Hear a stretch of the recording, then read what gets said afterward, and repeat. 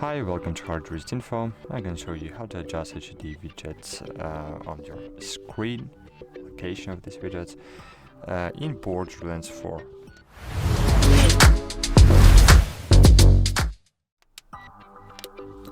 To do that, you should open Options, then find Visuals, Basic, and here you will see Calibrate HUD area. Click on it, click Confirm, click on it.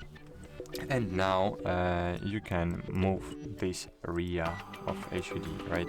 But you can do it using these buttons. So W to make it higher, A to lower, S and D to wider or smaller, you know. So that's it. Hope this video was helpful for you. Bye.